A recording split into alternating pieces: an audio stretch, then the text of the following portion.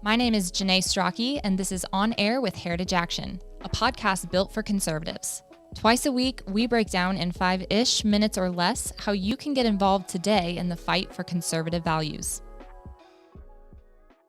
Last week, Joe Biden came out in support of an exception to the Senate filibuster rule so the Senate can pass their radical abortion-on-demand agenda. Over the weekend, the left echoed this sentiment, calling to nuke the filibuster, pack the Supreme Court, or even flat out abolish the court. So let's talk about what the filibuster is, what it's used for, and what might happen if we get rid of it. The filibuster is a tool that the minority party can use in the Senate to foster more debate and ensures that they have a seat at the negotiating table. The filibuster rule is unique to the Senate. In the House, bills pass only with a simple majority. The Senate, however, was designed to be the world's greatest deliberative body, where some of our nation's most powerful and consequential debate and legislating has occurred. This is why the filibuster is such a critical tool to expand debate and properly represent the American people. This is not a legislative tool that is exclusively used by Republicans. For years, Democrats have used the same tactics to block tons of conservative proposals, including Senator Tim Scott's police reform bill and coronavirus relief. During his time in the Senate, Joe Biden himself even used it a number of times. Nuking the filibuster is not a new idea for the left. Their own Democratic Senate Majority Leader Harry Reid led the charge against the filibuster, effectively eliminating the rule for most executive and judicial confirmations.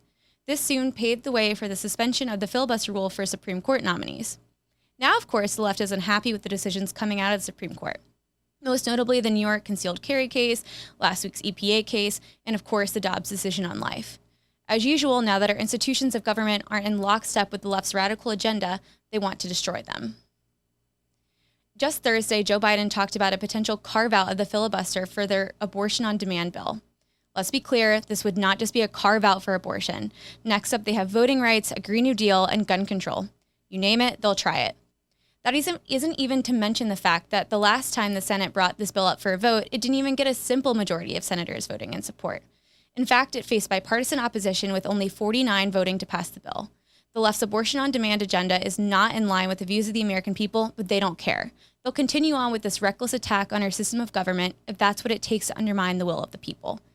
It doesn't stop there. Just last week, Representative Ocasio-Cortez talked about completely nuking the filibuster and expanding or even abolishing the Supreme Court. I believe that the president should come out in favor, forcefully in favor of expanding the Supreme Court. I believe that the president should forcefully come out in favor of abolishing the Senate filibuster. Those two actions dramatically increase political pressure and makes it much harder to resist. She's missing the point. The Supreme Court is not supposed to be another branch of Congress. It's not supposed to legislate. It isn't even supposed to be political. Dobbs gave the authority back to Congress and the states to decide the crucial issue of life. So if Representative Ocasio-Cortez and her progressive squad don't like the current laws on abortion, they are welcome to introduce more bills in Congress and see if they can get support. But unfortunately for the left, the American people want to stand up for unborn babies. A recent Heritage Action poll showed that 2 out of 3 Americans want to stop abortions after 15 weeks. So despite widespread opposition, abortion on demand, up until the moment of birth, is now a part of the left's platform. Without the filibuster, the left might be successful in their efforts to force this radical proposal on the American people. Voters will need to speak up come November, but in the meantime, we all need to make sure our elected representatives are standing firm in supporting the filibuster. There are some senators on the left that don't buy into this nonsense, but we need to keep the pressure on. If we lose the filibuster, it will be hard to restore.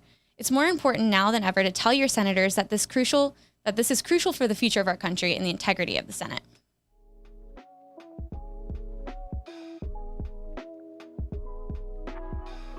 That's it for another episode of On Air with Heritage Action. Thank you for tuning in. If you like what you heard in today's episode, please click the follow button.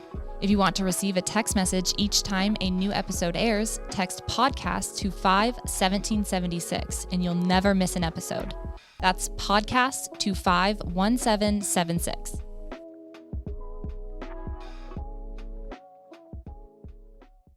Hi, it's me again, and we need your help. If you like the insights and activist resources we are providing, please take 1 minute and help us spread the word. Share this episode with friends and family on social media, email, or text. We need everyone's help in the fight to hold Washington accountable. And don't forget, you are also able to subscribe and listen to episodes on your smartphone. Just open up your favorite podcast app and search for On Air with Heritage Action. Click subscribe and download episodes so you can take them with you on the go. It's the best way to make sure you never miss a thing. Thanks.